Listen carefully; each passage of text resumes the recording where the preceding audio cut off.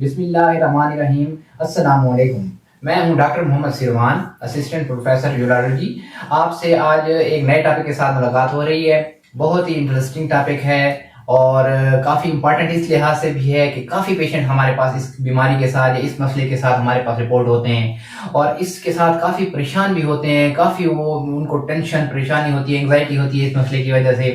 تو آج کا ہمارا جو ٹاپک ہے وہ ہے پوسٹ میچوریشن ڈربلنگ۔ اردو میں پیشنٹ جو ہمارے پاس کمپلین کرتے ہیں وہ کہتے ہیں ڈاکٹر صاحب پیشاب کے بعد چھوٹا پیشاب کرنے کے بعد ہمیں قطرے آتے ہیں۔ تو مختلف صورتحال ہے اس کی، کبھی یہ کہ آپ جب باہر آتے ہیں اس وقت آپ کو محسوس ہوتا ہے، کبھی کہتے ہیں کہ وضو کرنے کے بعد، کبھی یہ کہتے ہیں کہ ایون نماز میں کھڑے ہوتے ہیں اس کے بعد جو ہے ان کو ایسا لگتا ہے کہ پیشاب کے چند قطرے نکل رہے ہیں اور کافی پریشانی ہوتی ہے، کافی اس سے ان کو جو ہے نا وہ پریشان ہوتے ہیں اس سے۔ اور اس کو جب ہم ڈسکس کرتے ہیں، اگر دیکھا جائے تو میل یوریتھرا کے دو پارٹس ہیں، 8 to 10 انچز اس کی لینتھ ہے۔ انٹیریئر پارٹ ہم اس کو کہہ سکتے ہیں یا ڈسٹل پارٹ، اور پراکسیمل پارٹ جو اندر ہوتا ہے۔ تو اس کا جو ہے جاننا ضروری اس لیے ہے کہ ٹریٹمنٹ میں اس کا کافی زیادہ رول ہے۔ تو دوسرے جو ہے یہ جو سنسیشن ہے، اس میں امپورٹنٹ چیز یہ ہے کہ اگر آپ انڈیو پوسٹپون کرتے ہیں، کافی ڈیلے کرتے ہیں میچوریشن کو، آپ کو زور سے یورین آیا ہوا ہے اور آپ روکے رکھتے ہیں، اس کی وجہ سے آپ کو سنسیشن آ سکتی ہیں۔ اسی طرح اگر آپ مکمل پیشاب نہیں کرتے، جلدی ہوتی ہے آپ کو اور آپ کچھ کرتے ہیں اور فوراً پاکیزگی حاصل کر کے طہارت کر کے باہر آ جاتے ہیں، اس سے بھی آپ کو محسوس ہو سکتا ہے۔ جو امپورٹنٹ چیز ہے وہ یہ ہے کہ انفیکشن، اگر ہم دیکھیں کہ اس میں جو ہے نا ہم نے جو پیشنٹ آتا ہے اگر اس میں انفیکشن ہے تو اس کی ٹریٹمنٹ بہت ضروری ہوتی ہے، اور جو ہے 20% میں یہ انفیکشن ہو سکتی ہے، جبکہ امپورٹنٹ اس سے زیادہ جو کامن کاز ہے وہ ہے سائیکولوجیکل۔ جو مطلب پیشنٹ رپورٹ ہوتے ہیں اکثر ان کو یہ ہے، میل جو پیشنٹ آتے ہیں ان کو کئی دفعہ یہ مسئلہ ایک آدھ دفعہ یا دو دفعہ اس طرح مسئلہ ہوتا ہے، لیکن بعد میں ان کو سائیکولوجیکل یہ فیلنگ آتی ہے، ایکچولی اس کو ہوتا نہیں ہے یہ پرابلم، اس کو اندر سے تھوڑی سی کنٹریکشن ہو جاتی ہے تو اس کو یہ محسوس ہوتا ہے کہ پیشاب شاید نکل آیا ہے، اور وہ وہم اس کا یہ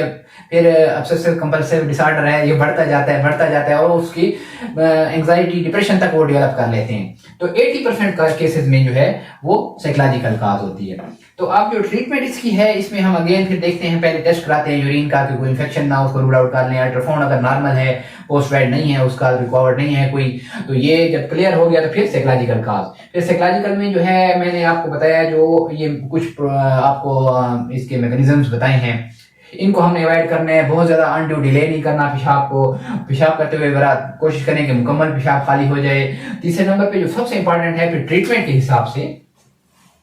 وہ ہے پراپر ٹائم جو ہے آپ دیں پیشاب کو خالی ہونے کے لیے، نالی کو خالی کرنے کے لیے۔ اس کو آپ کم از کم تقریباً میں کہتا ہوں کہ 30 سیکنڈ آپ کو پیشاب ختم کرنے کے بعد بیٹھے رہنا چاہیے، اور پیشاب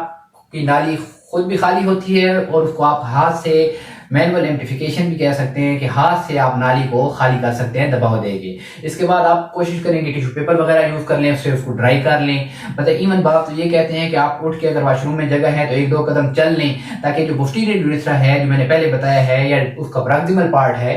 وہ جو ہے خالی ہو گیا، اس میں جو یورین ہے وہ نیچے آ جائے، اور پھر اگین آپ بیٹھ جائیں تو دوبارہ سیکنڈ ٹائم آپ اس کو ایک دفعہ ملک کر کے یوریتھرا کو اس کو خالی کر لیں۔ اس کے بعد آپ استنجا کریں، اور تاکہ یہ آپ کو اس کے بعد میں جو وہم ہوتا ہے یا ٹینشن ہوتی ہے، تو استنجا کرنے کے بعد پھر آپ اس کو خشک کر لیں اور پھر وضو کریں۔ تو اس کے بعد امید ہے جب آپ کو ٹینشن ہو تو آپ ضرور ایک دفعہ چیک کریں، امید ہے جب نہیں ہوگا کوئی ڈراپ اور آپ نے پراپر خالی کیا ہوگا تو یہ وہم آپ کا ختم ہو جائے گا اور اس پریشانی سے آپ کو نجات ملے گی۔ السلام علیکم ورحمۃ اللہ وبرکاتہ۔